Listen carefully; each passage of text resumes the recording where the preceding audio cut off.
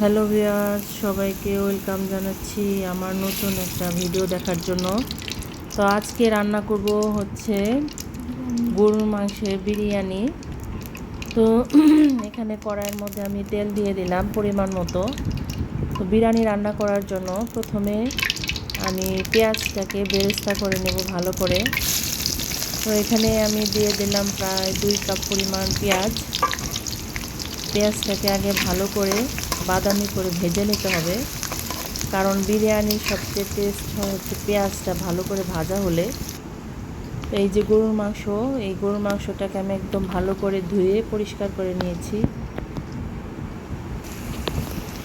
এই যে পেঁয়াজটা একটু ভাজতে দেরি হয়, পেঁয়াজটা ভালো করে ভেজে নেই, তারপরে দেখাচ্ছি। এই যে পেঁয়াজটা বাদামি কালার হয়ে গেছে।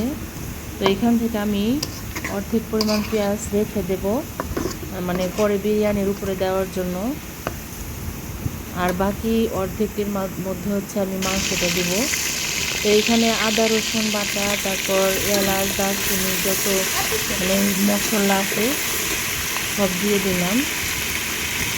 আদা রসুন বাটাগুলো আর কি ভালো করে একটু কষিয়ে নিই ভালো করে। এরপরে দিলাম পরিমাণ মতো লবণ,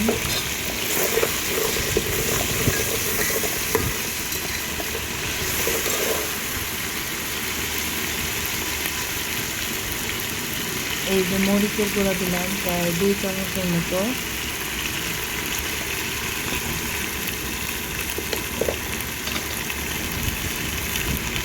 এখন দিয়ে দিলাম ধনিয়া গুঁড়া,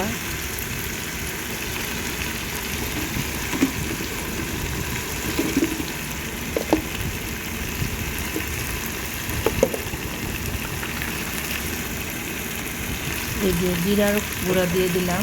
এই জিরা হচ্ছে ভাজা জিরার গুঁড়া।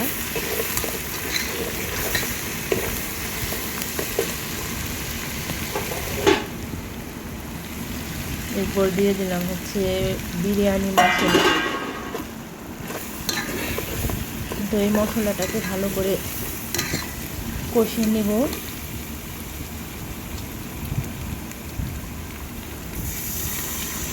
এখন আমি দিয়ে দিলাম হচ্ছে টক দই আর লেবুর রস।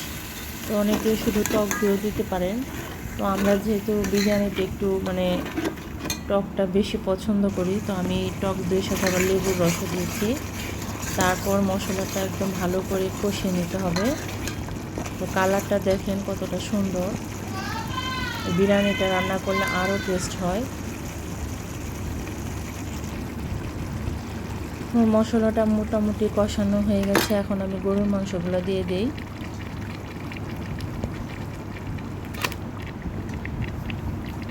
তো সবগুলো গরুর মাংস দিয়ে, এখানে প্রায় 2 কেজির মতো গরুর মাংস আছে। আর বিরিয়ানির মধ্যে হচ্ছে আপনি যে পরিমাণ চাল দিবেন, মাংসটা মানে ডবল পরিমাণ দিলে বেশি ভালো লাগে। তো আমি যেহেতু 1 কেজি চালের বিরিয়ানি রান্না করব, তো সেজন্য 2 কেজি মাংস। তো এই তো মাংসটা ভালো করে একদম কষানো হইতেছে। আমি কিন্তু কোনো পানি দেই নাই, কিন্তু তারপরও অনেক পানি উঠছে আর কি। তো এই যে ভালো করে নাড়াচাড়া করে পানিটা একদম শুকাই নিতে হবে, তা না হলে কিন্তু বিরিয়ানিটা আর কি ভাল লাগবে না, পানি পানি লাগবে। তো এখানে আবার কাঁচামরিচ দিয়ে দিলাম। আর কাঁচামরিচটা হচ্ছে মাংস যখন প্রায় অর্ধেকের বেশি রান্না হয়ে যাবে তখন দিতে হবে, কারণ কাঁচামরিচটা আগে দিলে হচ্ছে গলে যাবে।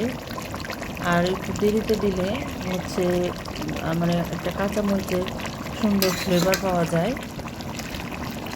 তো আর 10 থেকে 15 মিনিট রান্না করলে কিন্তু মাংসটা হয়ে যাবে।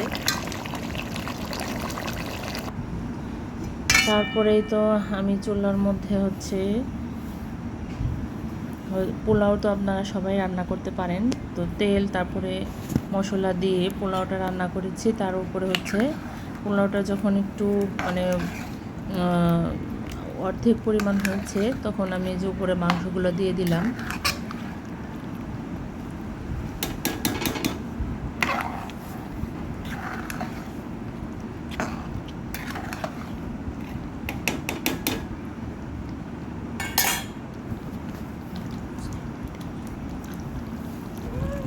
তো এই তো প্রায় মানে বিরিয়ানি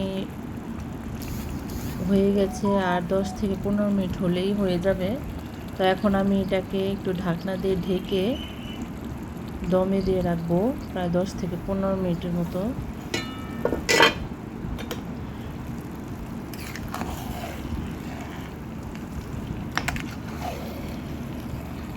দেখতে পাচ্ছেন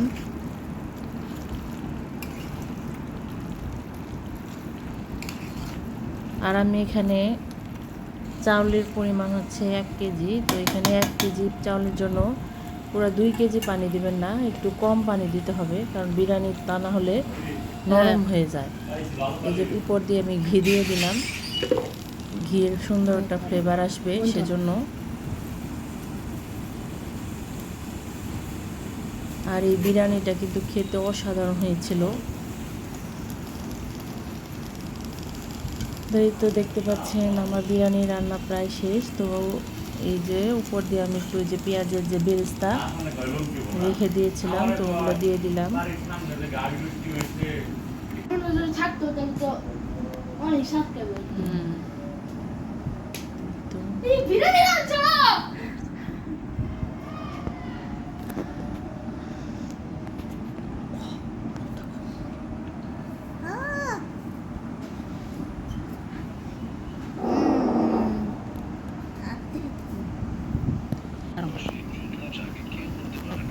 তো এই তো বিরিয়ানিটা দেখতে পাচ্ছেন রান্নার শেষে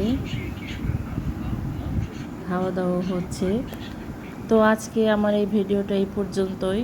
আপনারা সবাই আমার ভিডিওটা দেখবেন এবং আমার চ্যানেলটা সাবস্ক্রাইব করে দিবেন।